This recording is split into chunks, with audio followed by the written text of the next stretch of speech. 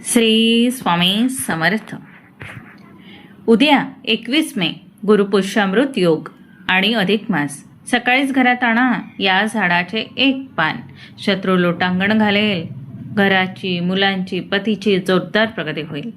नमस्कार माझ्या प्रिय भगिनींनो आणि भावांनो, तुमच्या सर्वांचे आपल्या चॅनलवर मनापासून स्वागत आहे. उद्याचा दिवस, उद्याचा म्हणजेच 21 मेचा हा दिवस तुमच्या आयुष्याला एक अशी कलाटणी देणार आहे ज्याची तुम्ही कधी कल्पनाही केली नसेल. उद्या गुरुपुष्यामृत योग येत आहे. पण थांबा, हा साधा सुद्धा योग नाही. हा गुरुपुष्यामृत योगासोबत यंदा एक अत्यंत दुर्मिळ आणि चमत्कारिक संयोग जुळून येत आहे. तो तब्बल अनेक वर्षांनंतर येतो.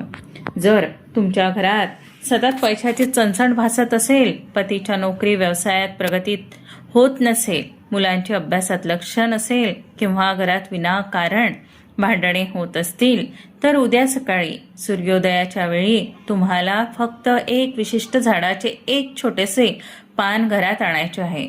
फक्त एक पान. हे पान घरात येताच तुमच्या पतीची, मुलांची आणि इतक्या वेगाने प्रगती होईल की तुम्ही स्वतः थक्क व्हाल. इतकं नाही, जर जो शत्रू आजवर तुमच्या पाठीमागे गुप्त कारस्थाने करत होता, जे तुम्हाला त्रास देण्याचा प्रयत्न करत होता, तो स्वतःहून तुमच्या समोर येऊन लोटांगण घालतील.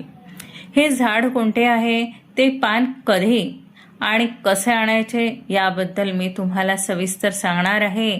हा व्हिडिओ शेवटपर्यंत नक्की पहा, कारण अर्धवट माहिती नेहमी घातक ठरते. पुढे जाण्यापूर्वी आपल्या या परिवारात सामील होण्यासाठी व्हिडिओला आत्ताच लाईक करा, शेअर करा आणि चॅनलला सबस्क्राईब नक्की करा.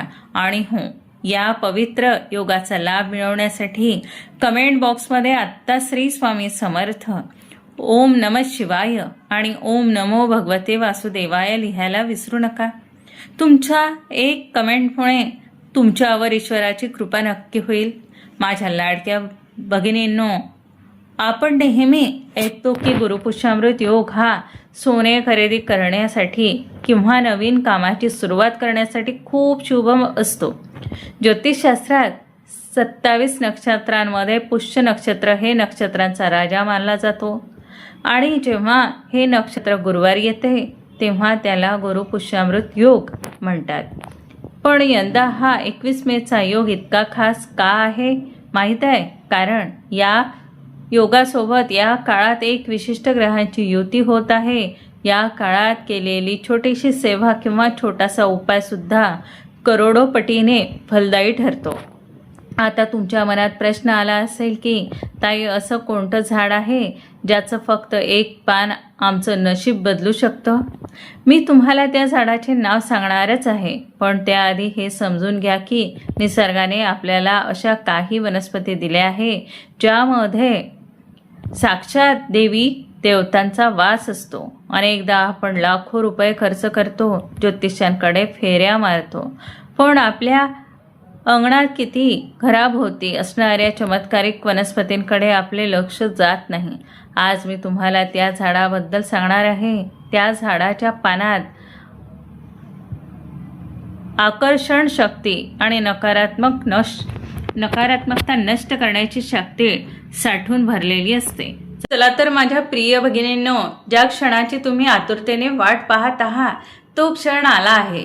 आता अजिबात वेळ न घालवता मी तुम्हाला त्या चमत्कारिक आणि दिव्य झाडाचे नाव सांगते, ज्याचे फक्त एक पान उद्या सकाळी तुमच्या घरात आले तर तुमच्या नशिबाचे बंद कुलूप उघडणार आहे. नीट ऐका आणि वाटल्यास कुठेतरी लिहून ठेवा. हे झाड दुसरे तिसरे कोणतेही नसून आपल्या सनातन धर्मात ज्याला साक्षात देवांचे रूप मानले गेले आहे ते आहे औदुंबर, म्हणजेच उंबराचे झाड. आणि यासोबत आणखीन एक अत्यंत दुर्मिळ वृक्ष ज्याला आपण श्वेतार्क म्हणतो, पांढऱ्या रुईचे झाड म्हणतो ते. या झाडांमागील अद्भुत रहस्य सांगते, ते पण ऐका. आता तुमच्या मनात प्रश्न आला असेल की ताई, बाजारात इतकी महागडी रत्ने मिळतात, लोक एवढे खर्चिक विधी करतात, मग या साध्या झाडाच्या पानात असं काय रहस्य दडलंय? तर ऐका. आपल्या पुरातन आणि तंत्रशास्त्रात या दोन्ही वृक्षांना जागृत वृक्ष मानले गेलेले आहे. औदुंबर वृक्ष. या झाडामध्ये साक्षात भगवान दत्तात्रय आणि माता लक्ष्मींचा अखंड वास असतो. असे म्हणतात की औदुंबराच्या मुळाशी ब्रह्मा, मध्यभागी विष्णू आणि अग्रभागी शिव राहतात. उद्याच्या गुरुपुष्यामृत योगावर जेव्हा तुम्ही या झाडाचे पान घरात आणाल तेव्हा तुम्ही केवळ पान आणत नाही तर साक्षात त्रिदेवांना, आपल्या लक्ष्मीला आपल्या घरात आमंत्रित करत असता. आणि पांढरी रुई, जिला आपण श्वेतार्क म्हणतो, पांढऱ्या रुईच्या मुळामध्ये साक्षात प्रथमेश भगवान गणेशाचा वास असतो. या झाडाच्या पानात एवढी तीव्र आकर्षण शक्ती असते की ते घरातील गरिबी ओढून बाहेर फेकून देते आणि ऐश्वर्याला घरात खेचून आणते. एक अत्यंत महत्त्वाची गोष्ट सांगते, म्हणजेच टीप. जर काही कारणास्तव तुम्हाला तुमच्या घराभोवती औदुंबर किंवा पांढऱ्या रुईचे झाड सापडले नाही तर अजिबात घाबरायची अजिबात काळजी करू नका. निसर्गाने आपल्याला तिसऱ्या पर्यायाची सुद्धा उपाय दिलेला आहे.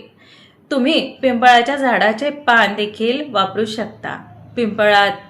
पिंपळाच्या पानात साक्षात भगवान विष्णूंचा वास असतो आणि उद्या गुरुवार असल्याने विष्णू कृपेसाठी पिंपळाचे पानही अत्यंत फलदायी ठरते. पण जर पहिली 2 पाने मिळाली तर त्याचा प्रभाव सर्वात जास्त आणि तीव्र असतो. पण माझ्या मैत्रिणींनो, इथे सर्वात मोठी गोम आहे. अनेक लोक काय करतात, व्हिडिओ पाहतात आणि धावत जाऊन झाडाचे पान तोडून आणतात. जर तुम्ही असे केले तर तुम्हाला या उपायाचा 0% म्हणजे 0% फायदा होईल. उलट झाडाचा शाप लागेल. निसर्गाकडून जेव्हा आपल्याला याची दिव्य शक्ती मागून घ्यायची असते तेव्हा तिची परवानगी घ्यावी लागते. या पानाला घरात आणायची एक अत्यंत गुप्त विशिष्ट पद्धत आहे जी आपल्या पूर्वजांनी शास्त्रामध्ये लिहून ठेवलेली आहे. उद्या सकाळी जेव्हा तुम्ही हे पान आणायला जाल तेव्हा रिकाम्या हाताने जायचे नाही. झाडाला इजा न करता त्याला आमंत्रण देऊन हे पान कसे आणायचे याचे काही कठोर नियम आहे. जर तुम्ही हे नियम पाळले तरच ते पान तुमच्यासाठी पारस ठरेल, ज्याच्या स्पर्शाने तुमच्या पतीचे आणि मुलांचे नशीब सोन्यासारखे चमकेल आणि शत्रू लोटांगण घालतील. हे नियम कोणते आहेत आणि घरात आणून त्या पानावर नेमका कोणता विधी करायचा आहे हे मी तुम्हाला अगदी सोप्या भाषेत पुढच्या भागात सांगणारच आहे. व्हिडिओ अजिबात स्किप करू नका, कारण आता मुख्य उपायाला सुरुवात होत आहे. उद्या 21 मे रोजी सकाळी लवकर उठून स्नान करून स्वच्छ कपडे परिधान करा. त्यानंतर पुढील उपाय अतिशय श्रद्धेने करा. उपाय पहिला सांगते, ऐका. शत्रू लोटांगण घालेल आणि प्रगती होईल. पानांचा मुख्य उपाय आहे हा. सकाळी सूर्योदयाच्या वेळी किंवा सकाळी 11 वाजेच्या आधी औदुंबराच्या किंवा पांढऱ्या रुईच्या झाडापाशी जा. जाताना सोबत 1 तांब्या शुद्ध पाणी, थोडे अक्षदा, अखंड तांदूळ आणि 1 रुपयाचे नाणे घेऊन जा. झाडाजवळ गेल्यावर आधी मनोमन प्रार्थना करा, हे वृक्षराज, उद्याच्या गुरुपुष्यामृत योगावर मी तुझ्याकडे माझ्या घराच्या प्रगतीसाठी आशीर्वाद मागायला आले आहे. कृपया मला तुमचे 1 पान प्रसाद म्हणून प्रदान करावे. त्यानंतर झाडाला पाणी अर्पण करा. नाणे आणि अक्षदा तेथे अर्पण करा, ज्याला आपण वनस्पतीला आमंत्रण देणे म्हणतो. आता अतिशय हळूवारपणे न विटंबना करताना 1 चांगले न फाटलेले स्वच्छ पान तोडून घ्या. ते पान घरी आणून स्वच्छ पाण्याने आणि नंतर गंगाजलाने धुवून घ्या. त्या पानावर लाल चंदनाने किंवा कुंकवाने श्री किंवा ओम लिहा. हे पान तुमच्या घरातील देव्हाऱ्यात भगवान विष्णू किंवा लक्ष्मीच्या चरणाजवळ किंवा स्वामी समर्थांच्या फोटोसमोर ठेवून द्या. आणि नंतर चमत्कार बघा. हे पान उद्या देव्हाऱ्यात ठेवल्याने घरातील नकारात्मकता, नकारात्मक ऊर्जा एका झटक्यात नष्ट होते. पतीच्या कामातील अडथळे दूर होतात आणि शत्रूची बुद्धी पलटते.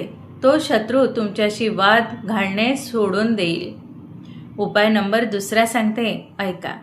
पतीच्या जोरदार प्रगतीसाठी आणि धनप्राप्तीसाठी. जर तुमच्या पतीच्या व्यवसायात यश येत नसेल तर उद्या गुरुपुष्यामृत योगावर देव्हाऱ्यात ठेवलेल्या त्या पानाच्या खाली 1 चांदीचे नाणे किंवा साधे 1 रुपयाचे नाणे ठेवा. संध्याकाळी तिन्ही सांजेला त्या पानावरील नाणे उचलून पतीच्या पैशाच्या पाकिटात किंवा कपाटाच्या तिजोरीत ठेवून द्या. यामुळे पैशाची आवक वेगाने वाढते.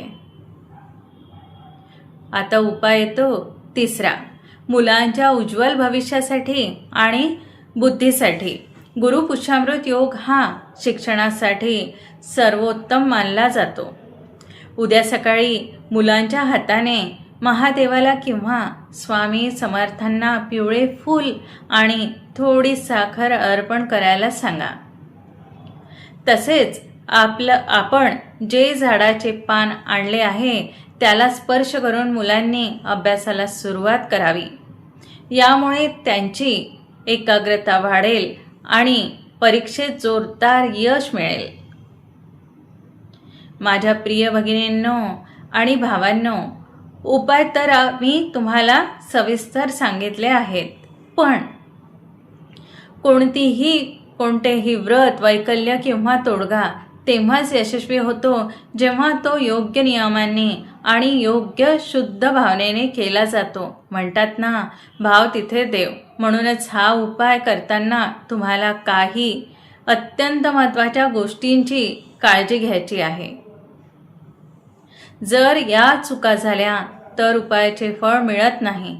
त्यामुळे हे नियम अगदी कान देऊन ऐका. पहिला नियम, मनातील श्रद्धा आणि संभ्रम, शंका कुशंका. सर्वात पहिली आणि महत्त्वाची गोष्ट, हा उपाय करताना तुमच्या मनात पूर्ण श्रद्धा आणि 100% विश्वास असणे अत्यंत आवश्यक आहे. अनेकदा आपण काय करतो, चला ताईंनी सांगितले आहे तर करून पाहूया, झालं तर झाला फायदा, अशा संशयी मनाने किंवा केवळ परीक्षा पाहण्याच्या हेतूने जर तुम्ही उपाय केलात तर त्याचा कोणताही फलदायी परिणाम तुम्हाला मिळणार नाही. जेव्हा तुम्ही त्या झाडाचे पान हातात घ्याल तेव्हा मनात हा दृढ विश्वास ठेवा की साक्षात ईश्वर या पानाच्या रूपाने माझ्या घरात प्रवेश करत आहे आणि आता माझ्या पतीची, मुलांची प्रगती होणार. तुमच्या मनातील सकारात्मक ऊर्जा त्या उपायाला शक्तिशाली बनवेल. निसर्गाचा आदर आणि अहिंसा. दुसरा नियम म्हणजे आपण निसर्गाकडून आशीर्वाद मागत आहोत, त्याची चोरी करत नाही आहोत. त्यामुळे सकाळी जेव्हा तुम्ही औदुंबर, पांढरे रुई किंवा पिंपळाचे झाड तोडण्यासाठी जाल तेव्हा झाडाला अजिबात इजा होणार नाही याची काटेकोर काळजी घ्या. काही लोक घाईघाईत पूर्ण फांदी ओढतात, ज्यामुळे झाडाला वेदना होतात. झाडांची विटंबना करून आणलेले पान घरात कधीही समृद्धी आणू शकत नाही. आपल्याला संपूर्ण झाड ओरबडायचे नाही, विनाकारण जास्त पाने तोडायची नाही. फक्त आणि फक्त एकच स्वच्छ सुंदर पुरेसं आहे, पान तोडण्यापूर्वी झाडाची माफी मागा, कृतज्ञता व्यक्त करा. तिसरं म्हणजे घरातील वातावरण आणि वाणीवर ताबा. तिसरा आणि अत्यंत कडक नियम, उद्या गुरुपुष्यामृत योगावर पवित्र दिवशी तुमच्या घरातील वातावरण अत्यंत पवित्र, आनंदी आणि पवित्र राहिले पाहिजे. आपल्या शास्त्रात सांगितले आहे की ज्या घरात सतत कटकटी, भांडणे, ओरडणे किंवा विनाकारण बोलणे चालते तिथे लक्ष्मी माता कधीही पाय ठेवत नाही. उद्याचा संपूर्ण दिवस घरात कोणावरही रागू नका, चिडचिड करू नका. विशेषतः आपल्या पतीशी किंवा मुलांशी वाद घालणे पूर्णपणे टाळा. कोणाचीही निंदा, नालचकी किंवा कोणाबद्दलही वाईट बोलू नका. घरात जितकी शांतता आणि देवाचं नाम जप सुरू राहील तितकाच या उपायाचा प्रभाव 1000 पटीने वाढेल. चौथं म्हणजे मासिक धर्म नियम. आता माझ्या माता भगिनींसाठी एक अत्यंत महत्त्वाचा आणि वैयक्तिक नियम. निसर्गाने स्त्रियांना मातृत्वाचा मान दिला आहे आणि मासिक धर्म हा एक नैसर्गिक प्रक्रिया आहे. पण या काळात शरीरातील ऊर्जा वेगळी असते. त्यामुळे ज्या भगिनींना उद्या मासिक धर्म आला असेल त्यांनी स्वतःहून या उपायाला किंवा त्या पवित्र झाडाला आणि देव्हाऱ्यात स्पर्श करू नये. पण म्हणून निराश होऊ नका. हा महायोग पुन्हा लवकर येणार नाही. त्यामुळे जर तुम्ही या काळात असाल तर तुम्ही हा उपाय तुमच्या पतीकडून, मुलांकडून किंवा घरातील कोणत्याही सदस्यांकडून करून घेऊ शकता. तुम्ही फक्त त्यांना मार्गदर्शन करा. उपाय कसा करायचा ते सांगा. दुसऱ्यांच्या हाताने करून घेतलेल्या उपायाचे पुण्य आणि फळ सुद्धा तुम्हाला संपूर्ण कुटुंबाला तितकेच मिळेल. माझ्या प्रिय मैत्रिणींनो, हे नियम कठीण नाहीत, पण ते पाळणे खूप गरजेचे आहे. चला तर मग आता आपण या व्हिडिओच्या शेवटच्या आणि सर्वात महत्त्वाच्या टप्प्याकडे जाऊया. तर माझ्या मैत्रिणींनो, उद्या 21 मेचा हा दुर्मिळ आणि महाशक्तिशाली गुरुपुष्यामृत योग अजिबात हातातून जाऊ देऊ नका. सकाळी उठून हा 1 पानाचा उपाय नक्की करा आणि तुमच्या आयुष्यात होणारे चमत्कार स्वतः उघड्या डोळ्यांनी पहा. तुमच्या पतीची, मुलांची प्रगती पाहून समाज थक्क होईल आणि तुमचे जीवन सुखी समृद्ध होत जाईल, यात शंका नाही. तुम्हाला आजची ही माहिती कशी वाटली मला कमेंट करून नक्की सांगा. जर तुमचे काही प्रश्न असतील तरीही तुम्ही कमेंट बॉक्समध्ये विचारू शकता. मी नक्की उत्तर देईन. जाता जाता हा व्हिडिओ तुमच्या नातेवाईकांना, मित्रमैत्रिणींना नक्की शेअर करा, जेणेकरून त्यांनाही या महायोगाचा लाभ घेता येईल. व्हिडिओला अजून लाईक केलं नसेल तर आत्ता लाईक करा आणि अशा शास्त्रोक्त आणि माहितीपूर्ण व्हिडिओसाठी आपल्या चॅनलला सबस्क्राईब करायला विसरू नका. चला तर मग कमेंट बॉक्समध्ये देवाचे नाव घेऊन आजच्या व्हिडिओची सांगता करूया. सर्वांनी टाईप करा श्री स्वामी समर्थ, ओम नमः शिवाय आणि ओम नमो भगवते वासुदेवाय. भगवान विष्णू आणि माता लक्ष्मी तुम्हा सर्वांना सुखी, समृद्धी आणि ऐश्वर्य देव हीच प्रार्थना. धन्यवाद. श्री स्वामी समर्थ.